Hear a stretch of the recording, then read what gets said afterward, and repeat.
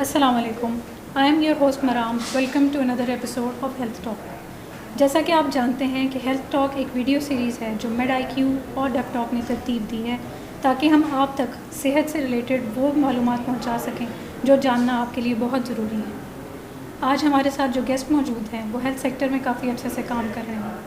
आज हम इनसे जानेंगे कि सेहतमंद होने से क्या मुराद है और एक अच्छी सेहतमंद ज़िंदगी गुजारने के लिए क्या करना ज़रूरी है।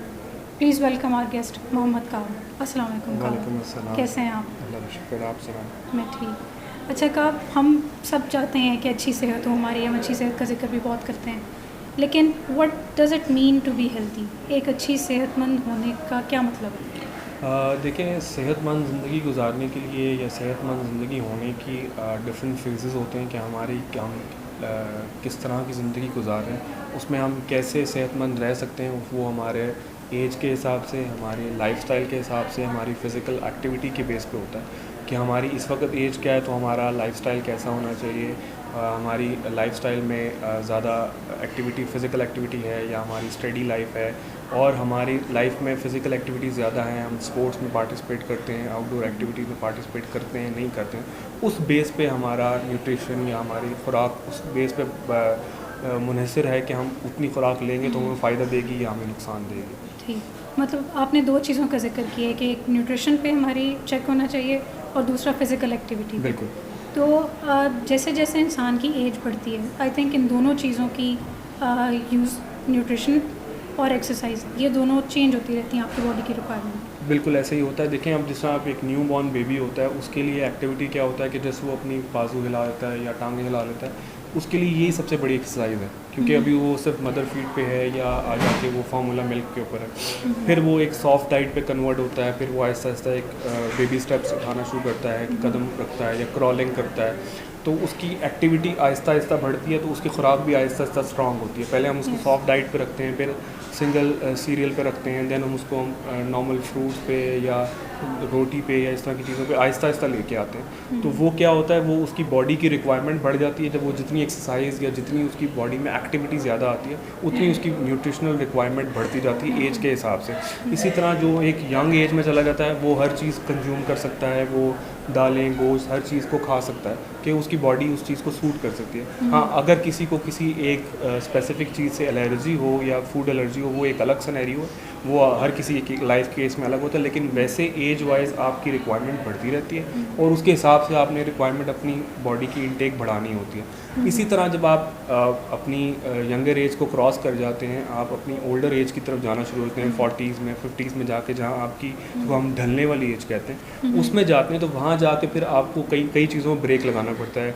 आपको अपनी शुगर कंट्रोल करने के लिए शुगर वाली चीज़ें, या तो कई लोगों को डायबिटीज़ हो जाए तो उनको बिल्कुल बंद करनी पड़ती है, कई लोगों को कंट्रोल करनी पड़ती है। इस तरह और चीज़ों में भी, गोश्त में या बाकी चीज़ों में उसकी क्वांटिटी को कम करना पड़ता है ताकि आपकी बॉडी उस चीज़ को कंज्यूम कर सके with a specific time of your age, कि आप किस एज में गुजर रहे हैं और उस एज में आपकी डाइट प्लान क्या होना चाहिए। ठीक है। अच्छा कब आप जिस तरह कह रहे हैं कि ओल्डर एज में हो सकता है आपको डायबिटीज़ हो जाए, अब ऐसे केसेस हैं कि डायबिटीज़ हो जाती है काफ़ी सारे लोगों को, लेकिन काफ़ी सारे लोगों को नहीं भी होती, और डायबिटीज़ के अलावा कुछ इस तरह की बीमारियां हैं जो हमारे यहाँ आम हैं। तो एक बंदे को कैसे पता लगेगा कि उसको क्या डिज़ीज़ है या नहीं है, या अपनी डिजीज़ या बॉडी रिक्वायरमेंट के अकॉर्डिंग उसे कैसी डाइट लेनी चाहिए, इस चीज़ का आइडिया वो कैसे करें? देखिए, उसमें सिनेरियो इस तरह होता है, कुछ जिस तरह ये डायबिटीज़ है, ये इस तरह की डिजीज़ हैं, कुछ तो फैमिली इनहेरिट होती हैं, जो आपको फैमिली से मिलती हैं, आपकी जीन्स में आपको मिलेंगी, एक एज पे जाके आपको हो जाती हैं। दूसरा, हमारा लाइफस्टाइल इस पे बड़ा इंपॉर्टेंट होता है कि अगर किसी का एक्टिव लाइफस्टाइल है, या जिस तरह हम अगर विलेज एरिया के लोगों की लाइफ देखें तो वो काफ़ी जिसको हम कहते हैं मेहनत कश लोग हैं, जो मेहनत ज़्यादा करते हैं, खेतों में काम करते हैं, या उनकी जो लाइफ है वो फिज़िकल एक्टिविटी ज़्यादा होती है। हमारी अगर हम अर्बन लाइफ देखें तो उसमें हम ऑफिस में, स्कूल में हमारा बैठ के काम ज़्यादा है, तो हमारी लाइफ में मूवमेंट कम है, उनकी लाइफ में मूवमेंट ज़्यादा है। इसी तरह अगर हम खुराक का भी कंपेयर करें कि अगर हमारे यहाँ पे एवरेज एक बंदा 1 या 1.5 रोटी खाता है, वो 3 से 4 रोटियाँ खा लेते हैं, तो कैसे खा लेते हैं? क्योंकि उनकी बॉडी की रिक्वायरमेंट ज़्यादा होती है। उनकी बॉडी की रिक्वायरमेंट इसलिए ज़्यादा होती है कि उनकी एक्टिविटी ज़्यादा है, तो इसलिए वो जितना खाते हैं उनका कंज्यूम भी हो जाता है और वो बीमारियों से भी बच जाते हैं। एक तो वो नेचुरल डाइट खा रहे होते हैं, वो बीमारियों से बच जाते हैं। शहर की लाइफ में, हमारे लाइफस्टाइल में एक्टिविटी कम होती है, हम खुराक उतनी ज़्यादा खा लेते हैं, या हम फास्ट फूड या दूसरी चीज़ों को इन्वॉल्व कर लेते हैं, तो उससे क्या होता है कि हमारी लाइफ में स्टडी लाइफ कम होने की वजह से हमारी जो ये ठहरी हुई लाइफ ज़्यादा है, तो उसकी वजह से वो हमें उसका नेगेटिव इम्पैक्ट आता है और हमारी बॉडी जो है वो चीज़ों को सही तरह हज़म नहीं कर पाती और फिर डिफरेंट तरह की बीमारी के आगे वो कोलेस्ट्रॉल हो या डायबिटीज़ हो, डिफरेंट किस्म की बीमारियों का हम शिकार हो जाते हैं और फिर वो हमारी लाइफ में मुश्किलात पैदा करती हैं। वो हमारी लाइफस्टाइल इम्पैक्ट करता है, हमारी within the pass of age हमारी लाइफस्टाइल जिस तरह का है उस तरह का हमारी बॉडी पे उसका अफेक्ट आएगा। गांव वाला या जो ज़्यादा एक्टिविटी वाला बंदा है वो भी रोटी खा रहा है, हम भी रोटी खा रहे हैं, लेकिन हमारी लाइफ पे उसका इम्पैक्ट क्यों आ रहा है कि हम स्टडी लाइफ है, फिजिकल एक्टिविटी कम है।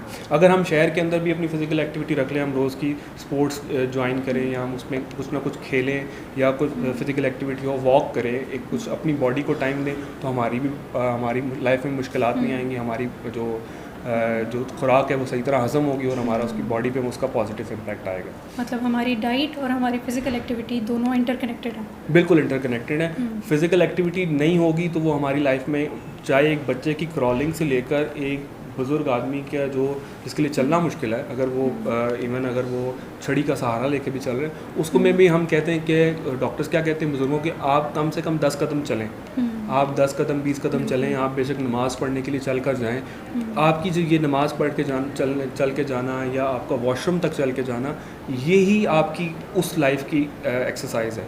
और एक बच्चे की क्रॉलिंग करना या छोटे छोटे कदम उठाना, ये उसकी एक्सरसाइज। जो दरमियान वाली जो आपकी लाइफ है वो चाहे वो टीन एज की लाइफ हो या यंगर एज की लाइफ हो, उसमें तो आपकी एक्टिविटी ज़्यादा होती है, तो उसमें आप काम करते हैं, पढ़ाई करते हैं, वो सारा कुछ, उसके साथ आपकी फ़िज़िकल एक्टिविटी होना, आपकी लाइफ में स्पोर्ट्स का होना, या तो आप क्रिकेट फुटबॉल जैसी बड़ी गेम्स खेलते हैं उसके लिए आप ग्राउंड जाते हैं, ये सारा कुछ करते हैं, या इवन आप घर के लेवल पे, छोटे लेवल पे भी आप टेबल टेनिस या बैडमिंटन या इस टाइप की छोटी एक्टिविटी भी रखते हैं, वो एटलीस्ट आपकी बॉडी एक्टिव रहती है, आपको स्वेटिंग होती है, आपकी बॉडी में हार्मोन्स चेंज होते हैं, जिसकी बेस पे आपकी बॉडी में से जो फैट्स हैं वो बर्न होते हैं, आपकी बॉडी एक्टिव रहती है, आपका माइंड फ्रेश होता है, आपको सोचने में आपकी जो क्रिएटिविटी वो बढ़ती है, आपकी जो वर्किंग पावर है या आपकी क्रिएटिविटी जब इतनी अच्छी होती है, आप काम अच्छा कर पाते हैं, आप सोच अच्छा पाते हैं, आपको पॉजिटिव एनर्जी आपकी ज़्यादा होती है, तो उसका मेंटल हेल्थ पे आता है और आपका उसका रिफ्लेक्शन आपकी बॉडी पे, आपकी